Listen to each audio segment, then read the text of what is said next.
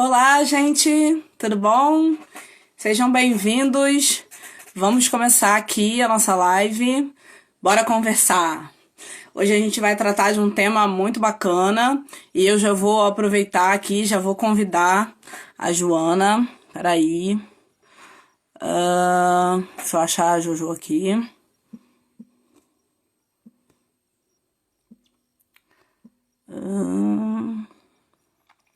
Joana, você pode se chamar aí também, tá?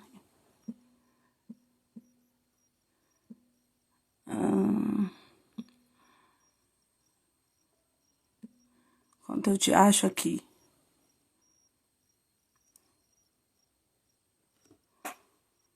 Aguenta aí, gente. Enquanto a gente vai. Jojo, dá um tchauzinho assim pra mim, pra eu poder te convidar, que vai ficar mais fácil. A gente vai falar de um tema super importante. A gente vai falar de práticas e caminhos para uma educação antirracista.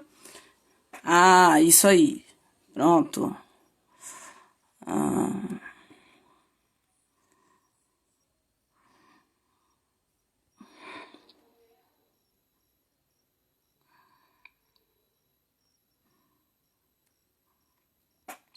Esse tema é muito importante. A gente vive num país que tem mais de 55% de população pardo preta. Opa! Bem-vinda, Oi, Joana. cheguei! Maravilha. Um número que vem crescendo nos últimos anos, pessoas que se autodeclaram pardas e se autodeclaram pretas. Deixa eu ajustar aqui a posição da câmera para eu poder aparecer melhor aqui. Isso, pronto. Senão corta aqui minha cabeça.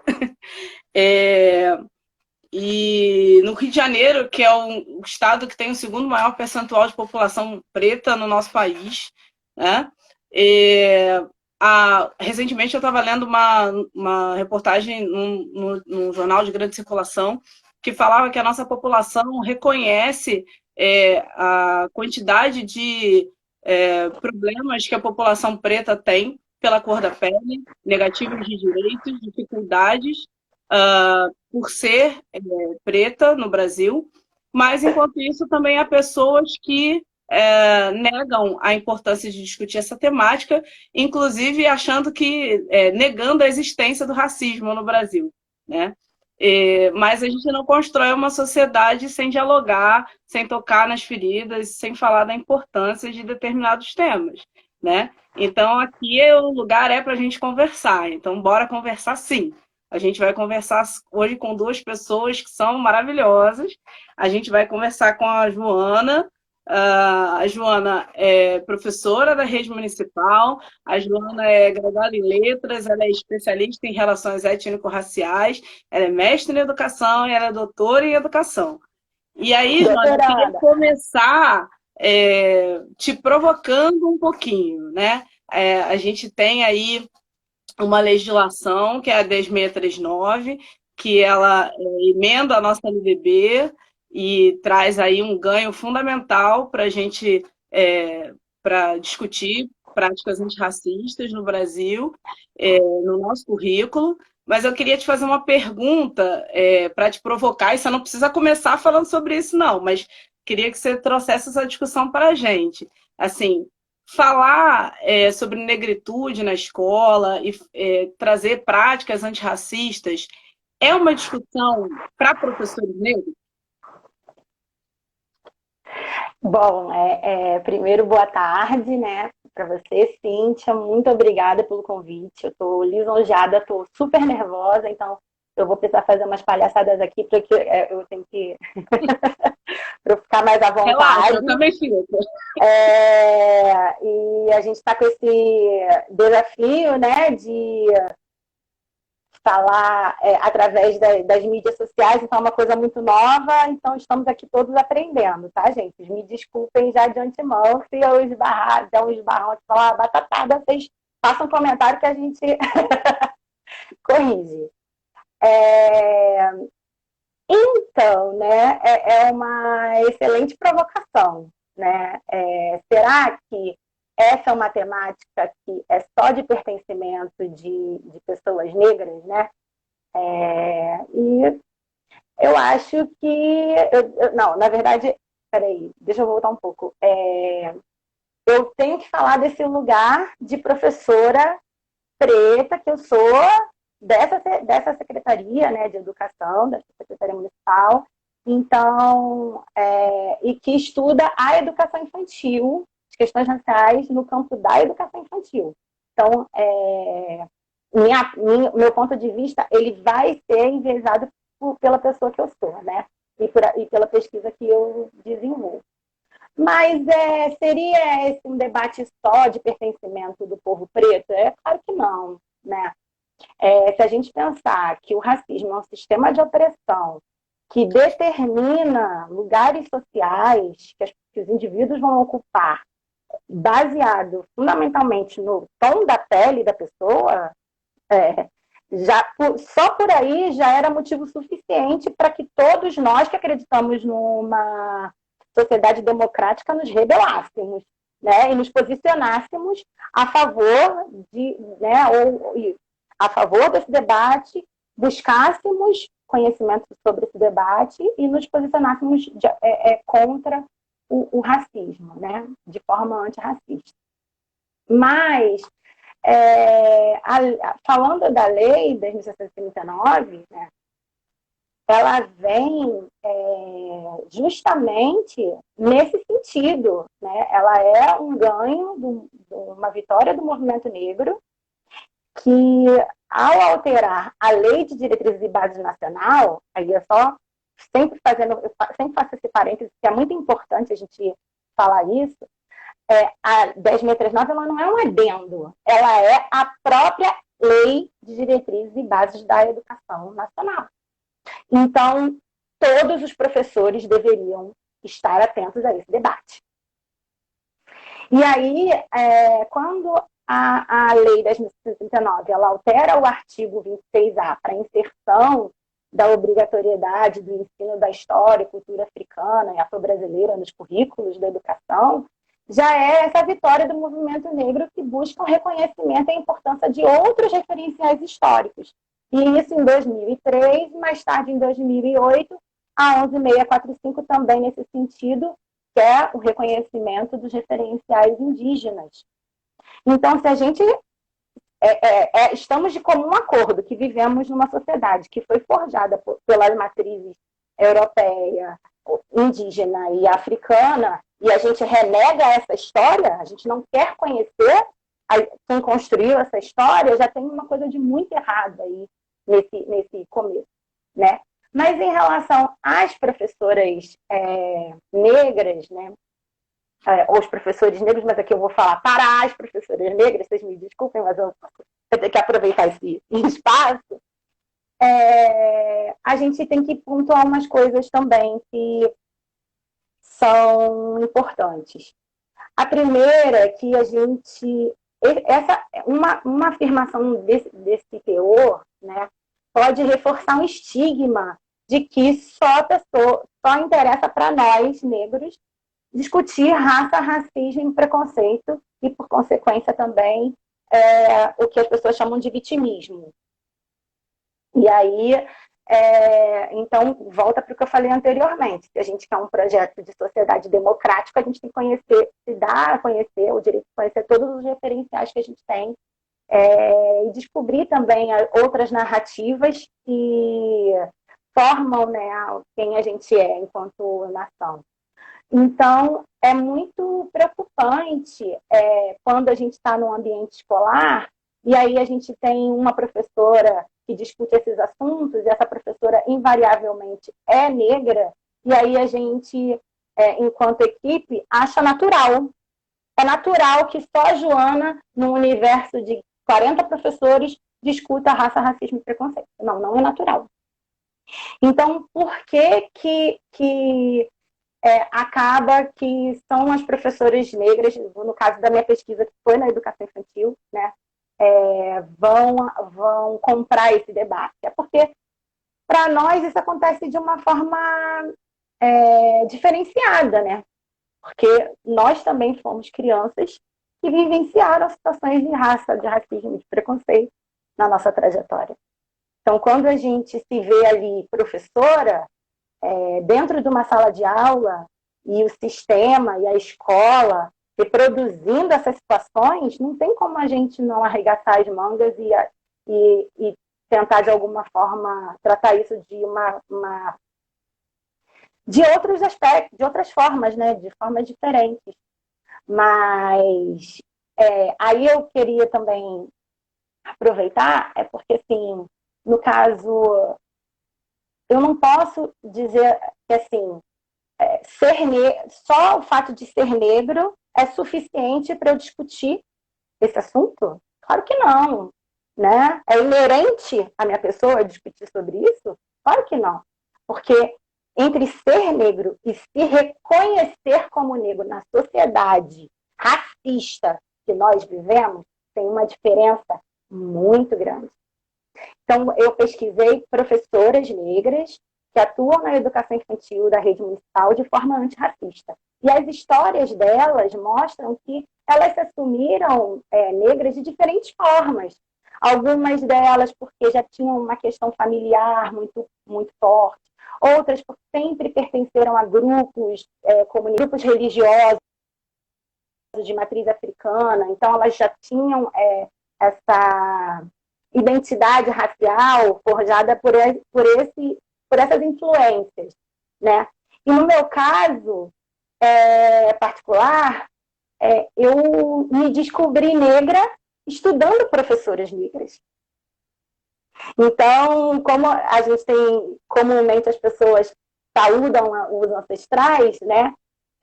Eu sempre vou saudar as professoras negras que vieram antes de mim, que escreveram sobre esse assunto, que foram meu referencial teórico, as professoras negras que foram minhas pares nesse processo, e as professoras negras que ainda vão alimentar daquilo que a gente está produzindo agora juntas, né?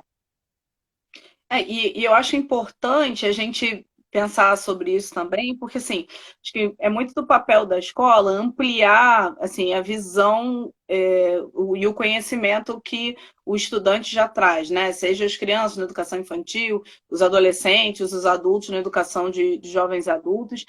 E assim, a gente não pode partir da... A gente tem uma rede municipal muito negra, né? No entanto, a gente tem sistemas educacionais e redes de ensino onde a presença de crianças e pessoas negras não é majoritária, né? Só que o debate precisa ser feito se a gente quer caminhar, né, para práticas antirracistas que estejam na escola e para além da escola, esse debate precisa ser feito por todos nós, né, professores negros e professores não negros, com crianças negras e com crianças que não sejam negras. Porque senão esse debate ele vai se extinguir entre as pessoas negras e não vai atingir outras pessoas, né, de forma que elas entendam a necessidade de caminhar para uma sociedade que não seja racista e que tenha práticas não racistas, né, antirracistas. Então, assim, é fundamental que outras pessoas, né, que não sejam negras, se apropriem desse discurso, né?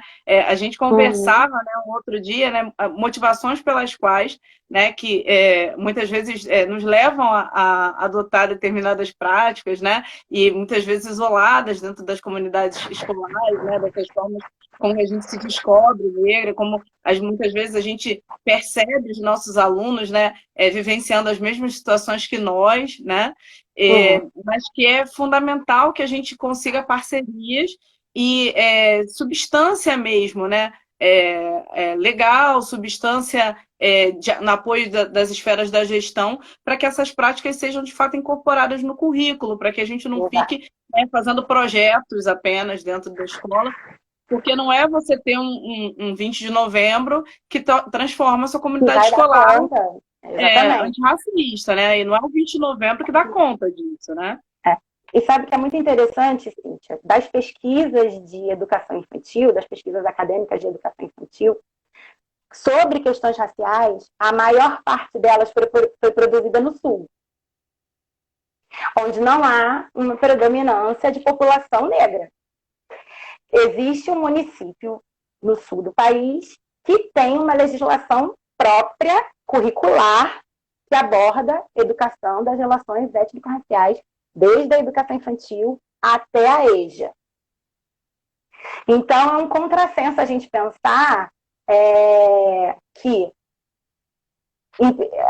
seria uma questão só de pertencimento, no caso negro, comparando rápida, assim, né, com a rede municipal, que nós temos uma predominância maior e ainda não temos ainda uma legislação parecida.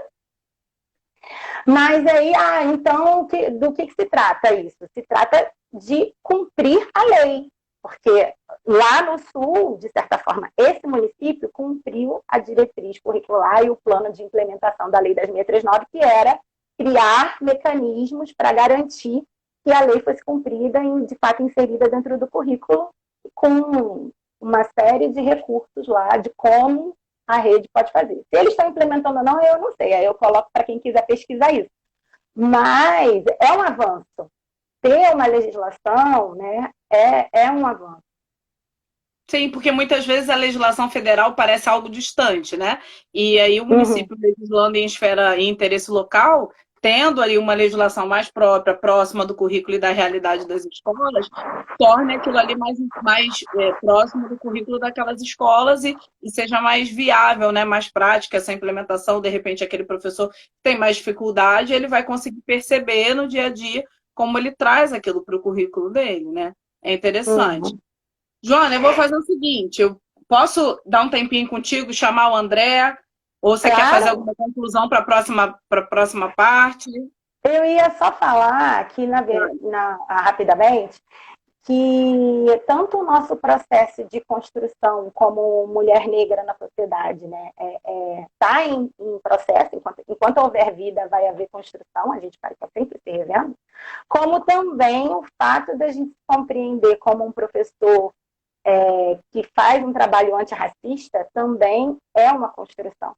Então, só pegando um gancho daquilo que você falou anteriormente, é uma ingenuidade eu pensar que contar uma história, eu estou dando conta desse tema.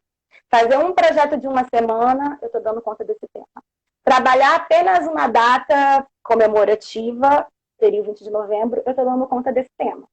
Então, quando a gente fala numa educação antirracista e no currículo, que nós somos sujeitos de transformação do currículo, dos nossos espaços, do espaço que a gente atua, também trazer esse debate para o cotidiano.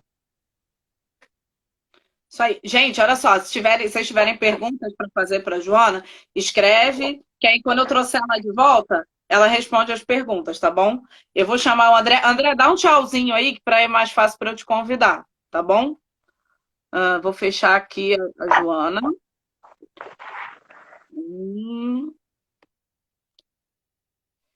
E vou chamar o André.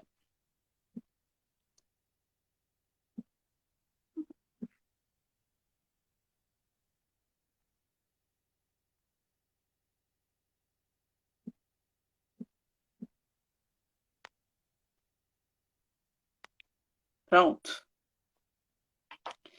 Vamos lá. Agora a gente vai conversar com o André, esperando ele aceitar. André Coutinho, meu companheiro de escola de rede municipal. A gente trabalha junto na Escola Municipal Ceará, na rede municipal do Rio de Janeiro também. André é professor de História. Deixa eu colar aqui no currículo dele. Calma aí, deixa eu chegar para cá para poder colar. Professor de História, mestrando em História, do mestrado profissional em História, o Prof. da Unirio. O André é humorista na Sociedade Ilê Axé Omifunfum.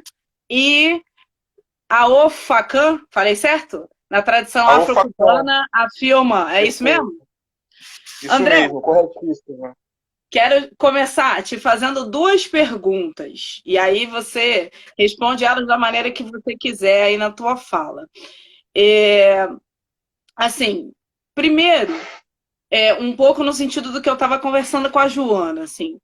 Como o fato de você ser quem você é, né? Você vem de tradição religiosa de matriz africana. Então, assim, como a tua tradição religiosa, a tua tradição ancestral te construiu como um professor de práticas antirracistas.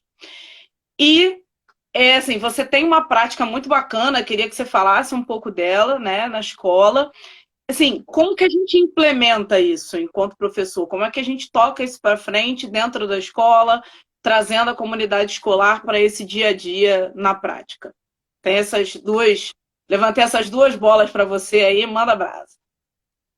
Não, primeiramente, boa tarde, assim, satisfação enorme, né, em participar dessa live e com duas professoras, mulheres negras.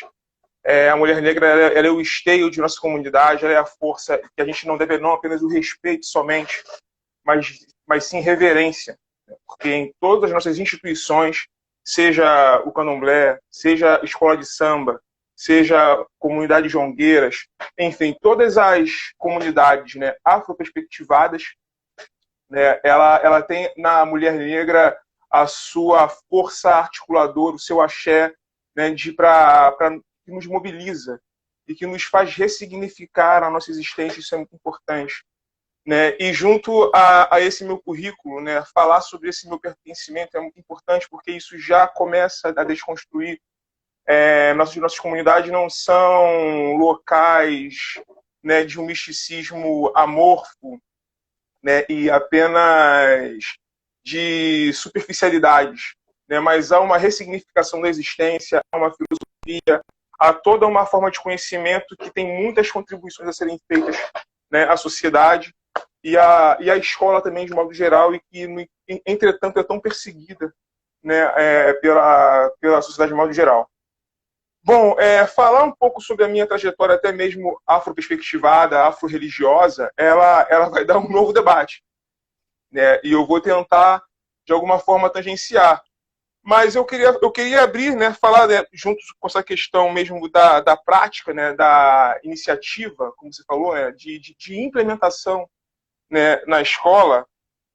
Bom, eu acho que a escola ela precisa se entender como parte de um problema, né? Ela compõe a sociedade e ela faz parte da estrutura que inaugura a sociedade brasileira, que traz um problema que está em toda a sociedade, que é o racismo, né? E a civilização brasileira, ela nasce desse racismo, né? O racismo, o Brasil, a formação desse território, dessa sociedade, desse Estado, ela se constrói a partir de uma nação que no passado foi a maior nação escravista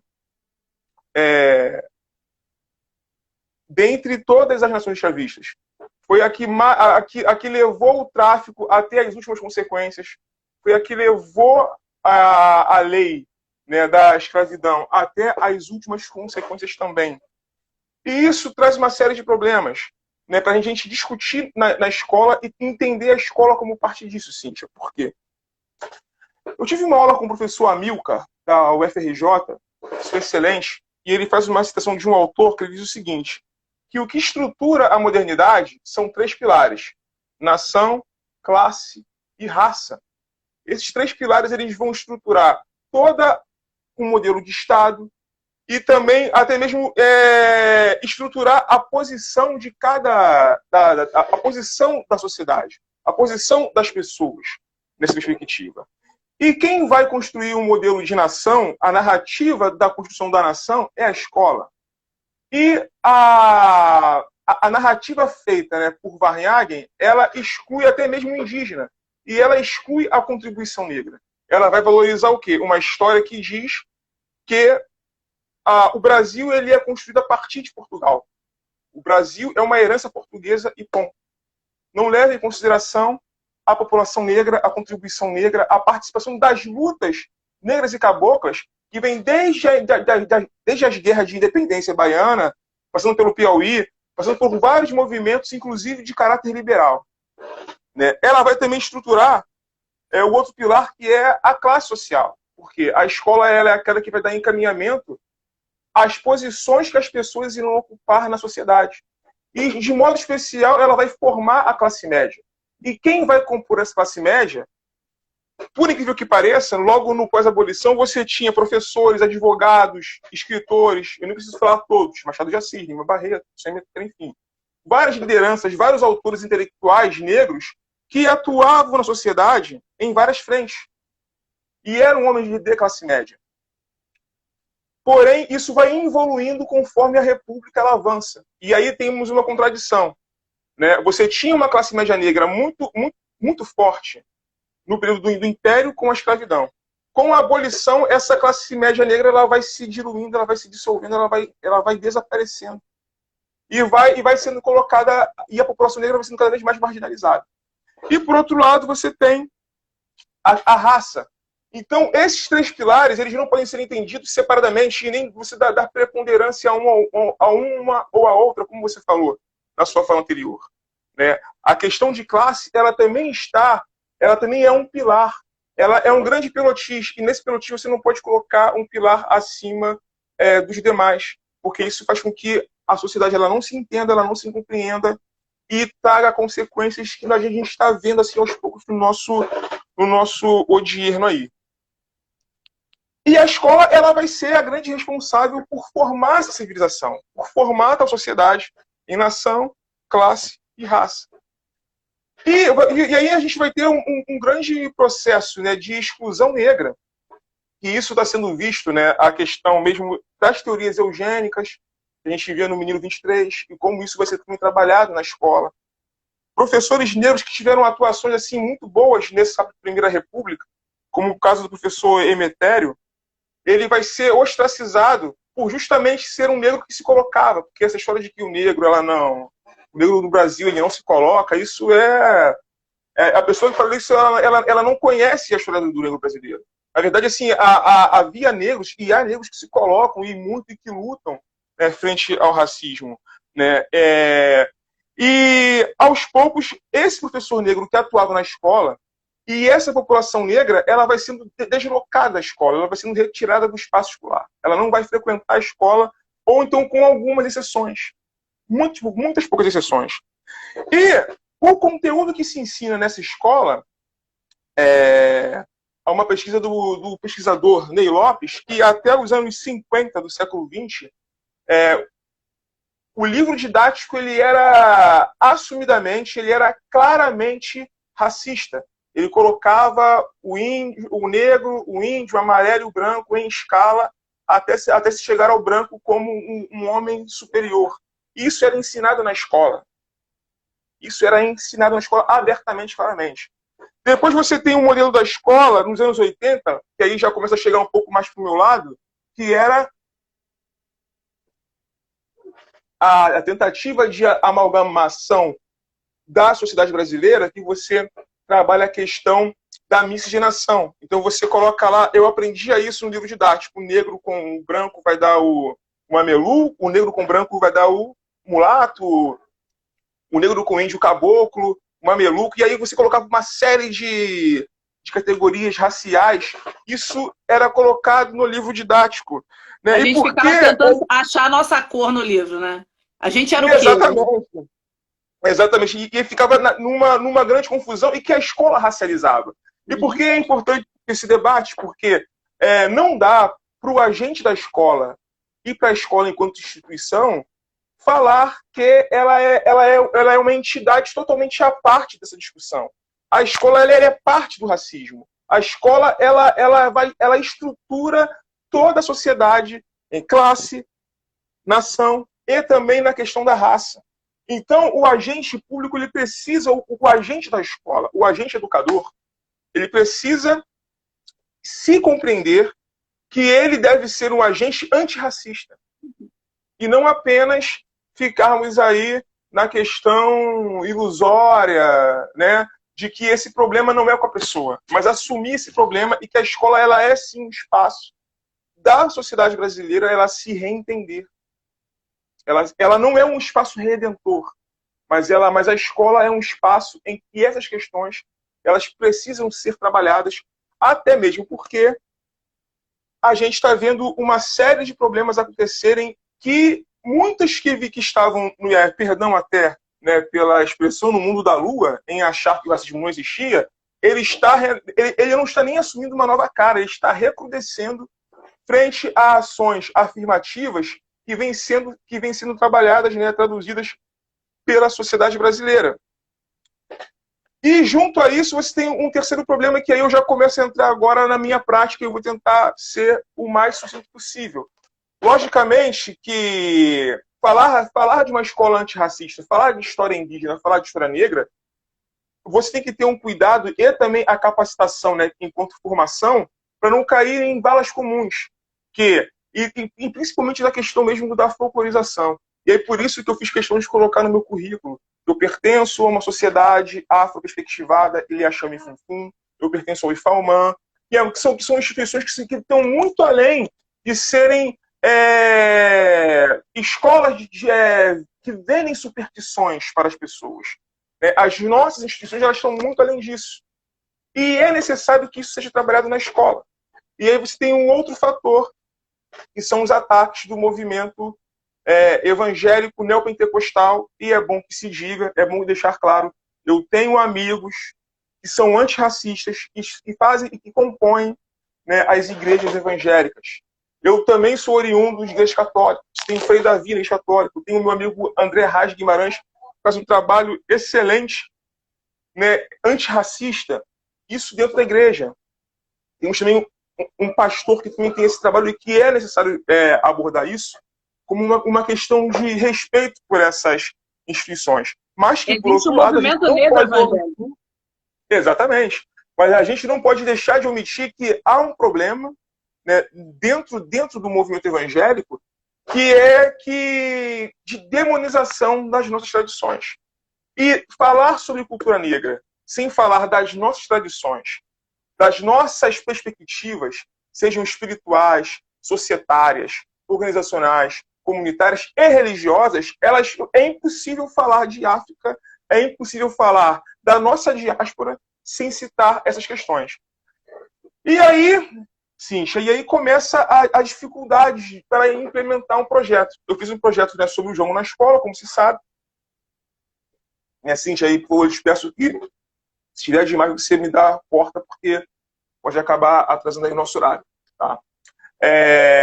2 minutos. Ó, você resumiu. De trazer... tá bom. De trazer o jogo na escola. E aí há toda uma dificuldade, porque há um ataque, né, devido por vezes, né, nas escolas, há uma movimentação de que a direção da escola ela não quer esse tipo de manifestação na escola. Há também um ataque do próprio aluno que às vezes não aceita, não compreende, não entende. Isso ele é o menos culpado desse sentimento.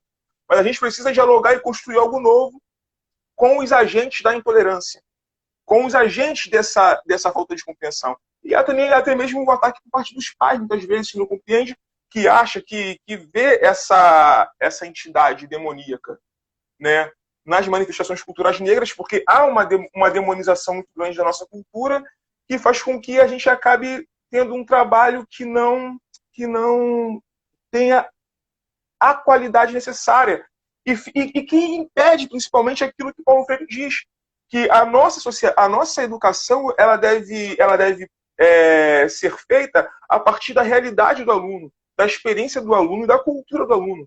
Então eu posso utilizar o jongo para ensinar questões de geometria, questão de círculo, questão de física, quando se acende a fogueira e o ar fica menos denso. Você pode levar o aluno a entender a questão do movimento de elétrons para uma reação química, quando o casal se encontra.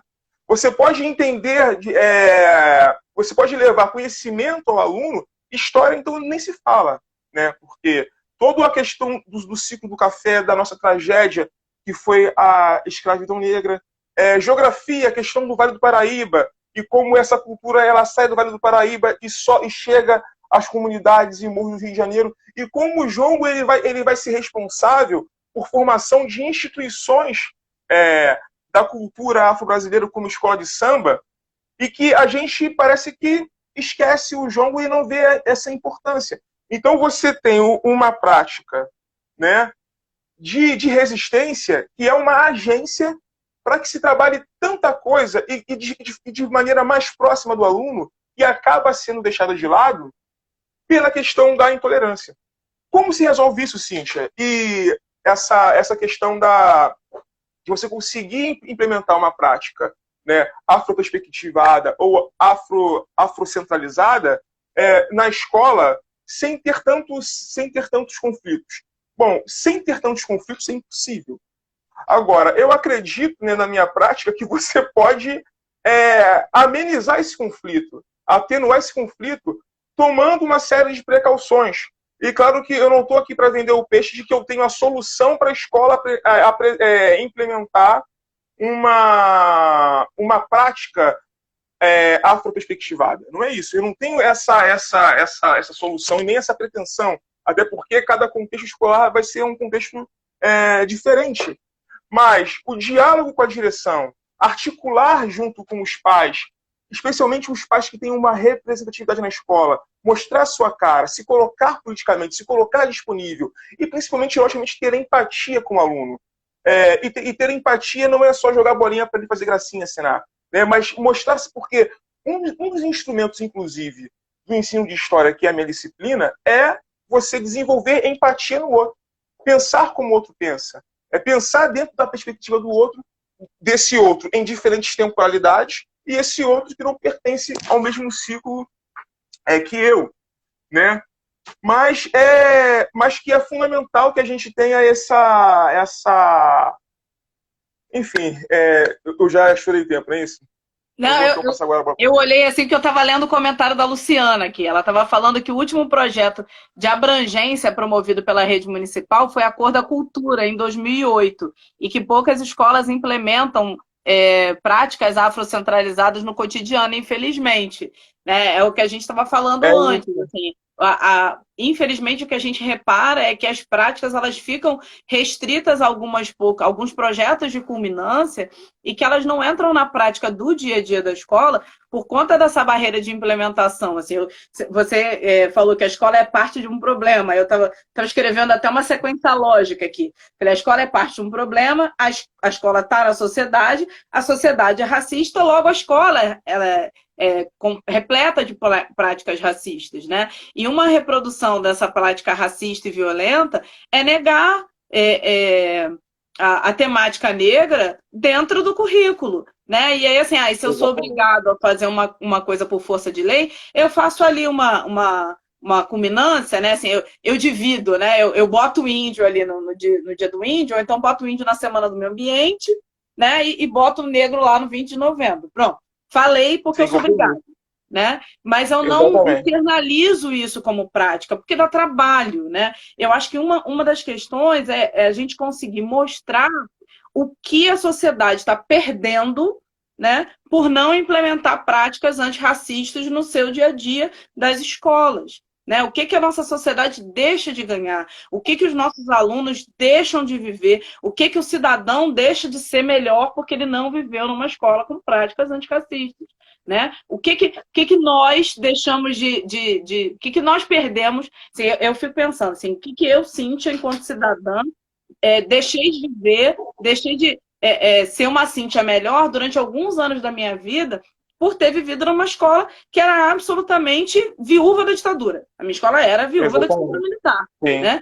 Então, assim, eu se tivesse vivido numa escola que tivesse implementado práticas antirracistas, né, poderia ter tido, durante alguns anos da minha vida, uma vida muito mais livre, menos sofrida, né, em relação a algumas questões, inclusive com a minha própria negritude. Né? Então, acho que a gente... É necessário revolver isso na sociedade para que todos entendamos, né, que uma escola antirracista tem muitos ganhos a trazer para a sociedade. André, eu vou te chamar a Joana de novo para ela fazer algumas considerações finais e eu te chamo de novo mais uma vez, tá? Ok, eu aguardo. Então, peraí, deixa eu tirar você e chamar a Joana de novo. Calma aí que eu tô fazendo bobagem. Aqui. Pronto, já chamei a Joana outra vez. Povo, manda pergunta aí. Quem tiver considerações, quiser fazer algum comentário. Oi, Jô. Então, nossa, falar depois do André... Não é, menina?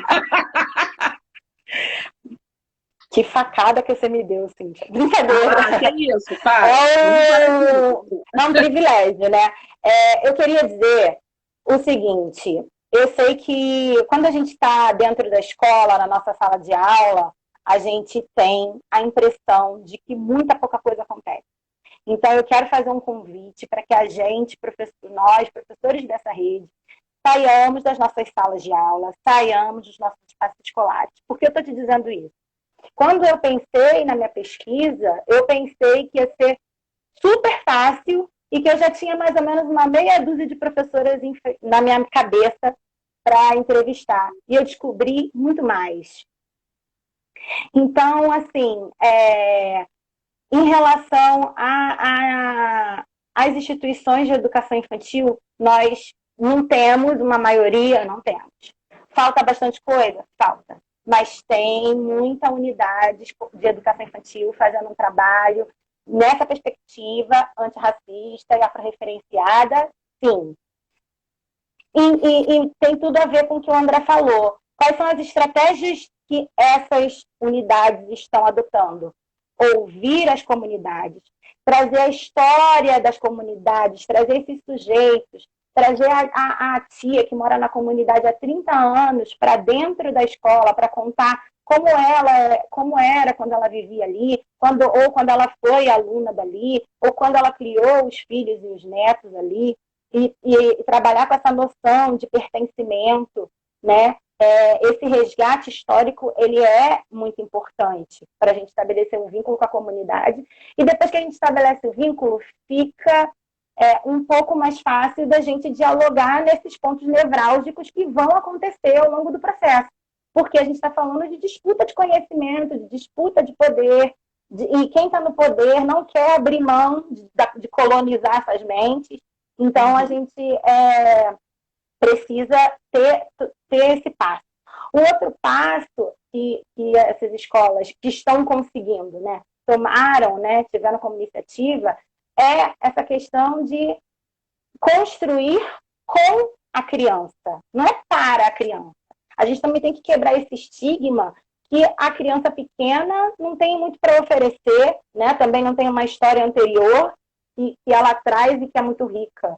Claro que não. A gente precisa, então, construir as práticas com as crianças e não para as crianças pequenas. Elas têm muito a nos dizer, né? E aí, algumas das entrevistas que eu ouvi, que eu tenho transcritas, são comoventes de como esse trabalho, na perspectiva antirracista, fez com que, num determinado momento de embate entre as crianças, em que houve um xingamento, que houve uma prática racista, a professora nem precisasse intervir. As próprias crianças resolveram. Por que as próprias crianças resolveram? Porque elas estão sendo ouvidas, porque elas estão recebendo referenciais positivos para a construção da sua identidade e, por isso, elas se sentem sujeitas desse processo a ponto de falar para o colega: isso que você falou para o outro não é legal. Isso que você falou para o outro é racismo. A gente pode falar sobre racismo na educação infantil. A gente deve falar sobre racismo na educação infantil? Sim. Então, pensando também no que você falou, no que o André falou, dos livros didáticos e tal, nós somos contemporâneos aí, com 30, 40 anos, fomos criados aí nessa escola.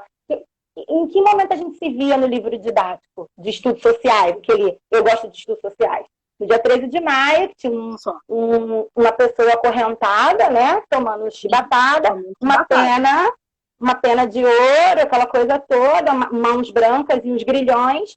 E quantas vezes nós ouvimos dos nossos colegas que aquele era o nosso pai, nosso avô, nosso tio, nosso irmão. Era o único referencial imagético que tinha para criança negra no ensino fundamental, que a gente está falando. Então, se a gente pensar que a educação infantil é a primeira etapa da educação básica, eu não posso deixar essa criança nessa lacuna de 6 meses que ela entra na nossa creche até 4 anos, construindo um referencial em que ela não se vê. Então, a estratégia que essas instituições e essas professoras utilizam é buscar referenciais infantis para que as crianças se vejam. para que eles se reconheçam, né? E aí há também que a gente estava falando no começo sobre estigma, tem um estigma da neutralidade, que aí o André já falou muito bem. A escola não é um espaço neutro, entendamos de uma vez por todas. Nós, professores, não estamos neutros, nós estamos reproduzindo e estamos reforçando as práticas racistas que acontecem dentro das escolas. E as crianças pequenas não percebem o racismo. É mentira. Né? A professora Maria A primeira vez que eu Bento, percebi racismo foi da minha professora no jardim. Pois é, a Maria Aparecida Bento, ela tem um estudo sobre isso, até uma professora muito conceituada, psicóloga, que fala da questão da branquitude, né? Vale muito a pena procurar. E a pesquisa dela comprova que as crianças, a partir de 4 ou 5 anos, são capazes de distinguir totalmente essas noções de aceitação pelo tom da pele, da raça e do racismo, e de hierarquização. Então, é muito triste quando a gente fala, a criança pegou o lápis para se cor da pele para se pintar. É claro, não foi oferecido a ela nenhum outro lápis que correspondesse com o tom da pele dela. E aí, muitas professoras, quando a gente faz esse embate, tipo, por que não ofereceu? Ah, não, a criança... É engraçado, é assim. Vocês conversam sobre esse assunto? Não, as crianças são muito pequenas, elas não podem conversar sobre isso. Ah, mas o fulaninho se pintou de rosa e você, professor, que é seu papel, não ofereceu outros referenciais. Ah, não, mas é porque ele não se assume. Vocês têm que decidir. Ou a criança não percebe, ou a criança não se assume. As duas coisas não estão dando, né? Então, a gente precisa, sim, trabalhar e construir esse referencial positivo, pensar que essas crianças estão num processo de construção de identidade que vai marcar o modo como elas vão se colocar na sua vida. E aí, eu não posso falar de educação infantil e não citar a Eliane Cavalheiro, que escreveu o livro Do Silêncio do Lar ao Silêncio Escolar, para dizer que nós, professores, ensinamos as nossas crianças, desde a mais tenra idade, a silenciar o racismo. Então, isso é muito sério. Às vezes, quando a gente está com a nossa turma do ensino fundamental 1 e 2, e o aluno está reagindo agressivamente àquilo, ele não quer falar sobre esse assunto, é porque lá na educação infantil ele não teve voz.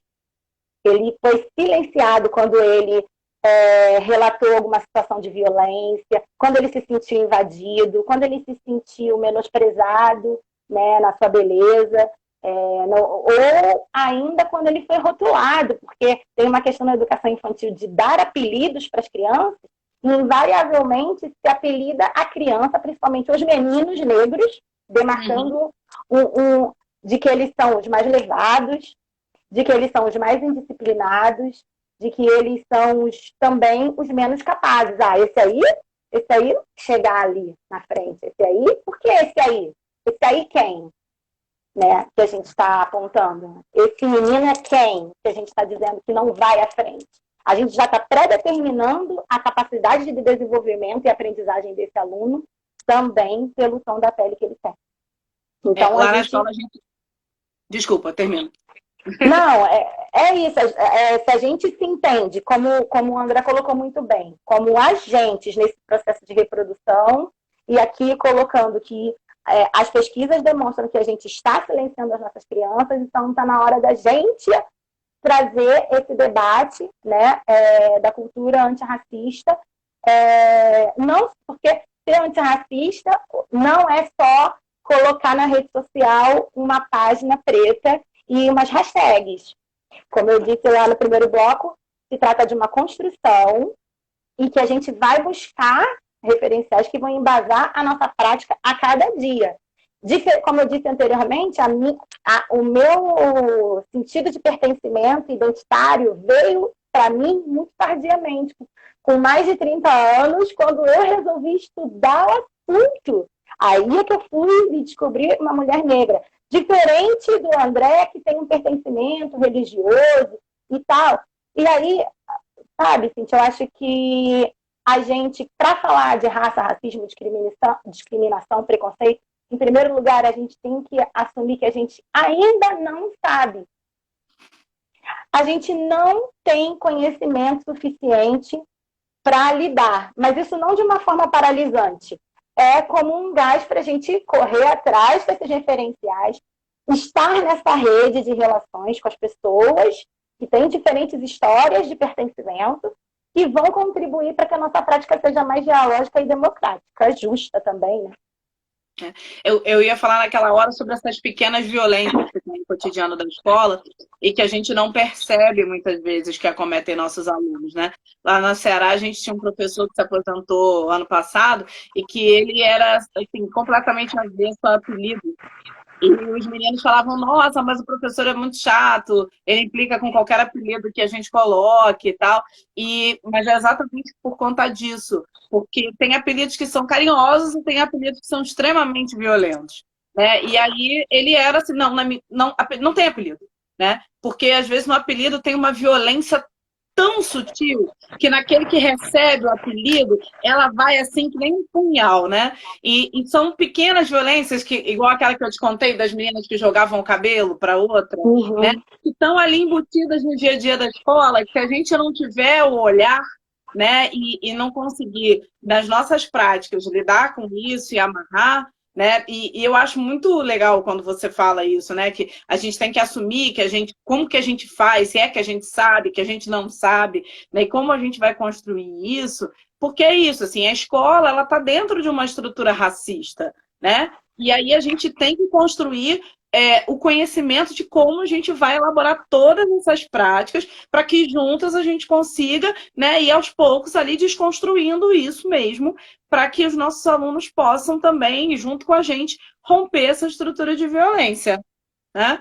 Exatamente. Mano, eu vou me despedir de você para eu poder trazer o André, claro. para poder também me despedir dele, ele fazer as colocações finais. Eu queria te agradecer muito, muito mesmo. Eu espero que a gente possa ter outros papos. Eu estou vendo tantos comentários legais do pessoal agradecendo, gente que chegou no finalzinho, dizendo assim, eu queria ouvir de novo, a live vai ficar aí, gente. 24 horas depois eu vou postar no IGTV. Tá? Mas, de repente, a gente marca um outro papo, tá? Que eu acho que dá para fazer aí um número 2 aí das práticas antirracistas, tá? Jojo, muito obrigada. Um beijo para você. Eu vou chamar o André, tá bom? Tá. Olha, muito obrigada. E só mais uma vez para reforçar, né, o convite que eu fiz. Saiam das suas salas de aula, saiam das suas escolas e se joguem para conhecer outros professores que, como vocês, né, e como nós, estamos iniciando, estamos batalhando por esse debate. Já temos coletivos muito legais de professores na rede, na nossa rede, né, que a gente compartilha isso, que estão trabalhando nessa perspectiva, estão trocando e está sendo um movimento de aprendizagem e fortalecimento mútuo. Isso aí, gente. Vamos lá, vamos atender o convite da Joana, que eu acho que vale. Tem muita gente fazendo muita coisa bacana e a gente precisa aprender junto mesmo, viu? Vamos lá, deixa eu chamar o André. Beijo, Jô. Beijo. Obrigada. Nada, meu bem. Vou chamar aqui o André.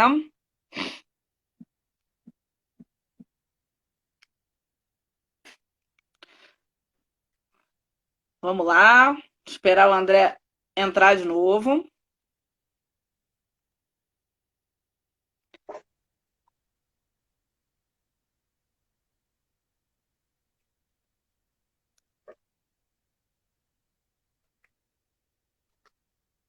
Enquanto o André está entrando, gente, eu queria agradecer. Se por um acaso a live cair na fala do André...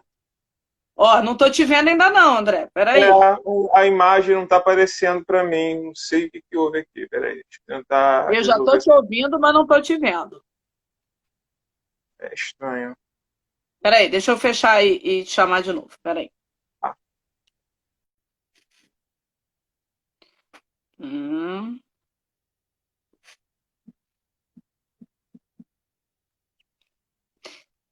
Se por um acaso a live cair, gente, antes do André terminar a fala dele, a gente abre outra para ele poder concluir, tá bom? Não tem problema não, porque é um assunto que não pode ficar inconcluso. Ok, já sim. Foi?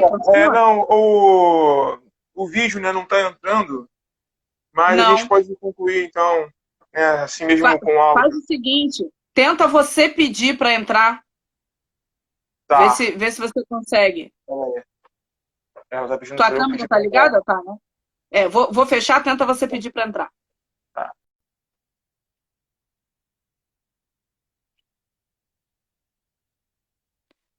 Vê se você vai conseguir. A Yara Carvalho 68 está perguntando onde você pode assistir novamente. Yara, fica nos stories. Enviou uma solicitação. Fica nos stories 24 horas. E aí, depois eu vou colocar no IGTV para você assistir depois, tá bom? É. Ih, o André não tá caindo, não tá conseguindo entrar. Então, vamos tentar mais uma vez, gente. Espera aí, live tem dessas coisas. Problemas técnicos. Ah, Laís Carvalho. É porque aparece só um L e um Carvalho, eu achei que era Yara Carvalho.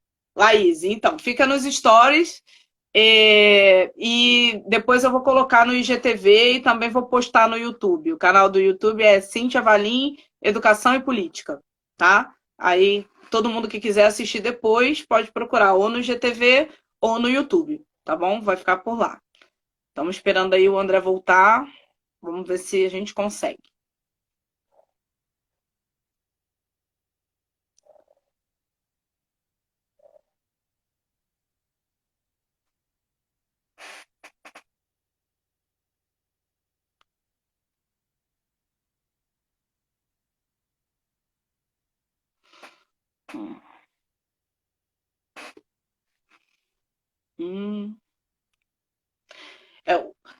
O papo final agora com o André, gente, é o seguinte.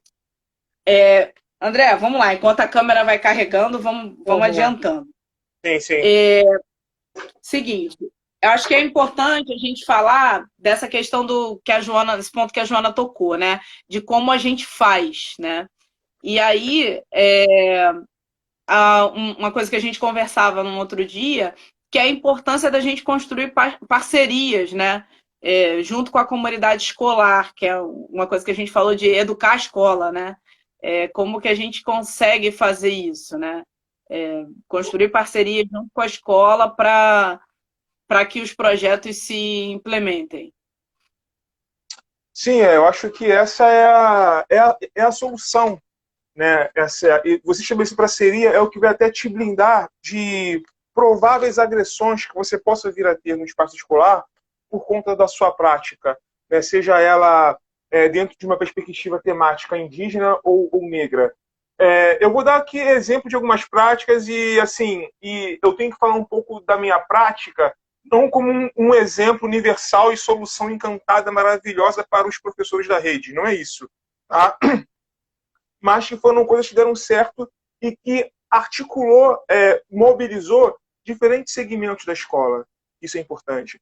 Por exemplo, uma temática indígena que eu tive, eu simplesmente pedi para que os alunos entrevistassem seus pais, seus responsáveis em casa, para saberem se havia na família ancestrais, né, ou ascendentes indígenas, alguma ascendência indígena.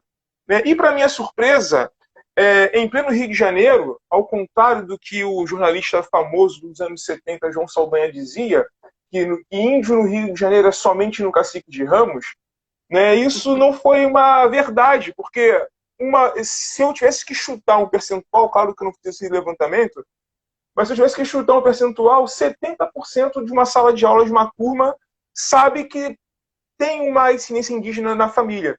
E a partir disso, só que logicamente o apagão, né, hermenêutico, epistemológico, né, que o colonialismo faz com que ele não tenha a menor relação e nem saiba que povo é esse, de onde é, etc. e tal. E aí ele faz, então, essa é a primeira atividade, ele entrevistar a família para saber de qual região localizava esse antepassado indígena, essa ascendência indígena, e de posse dessa localização, desse estado, dessa cidade, ele vai entrar no site do Instituto Socioambiental, que tem a classificação de todos os povos indígenas do Brasil, em seu tronco linguístico, seja ela Macro-G, Aruac, Tupi-Guarani, e aí ele vai entrar. André, deixa eu falar uma coisa com você. Deixa eu te interromper para a gente abrir outra live.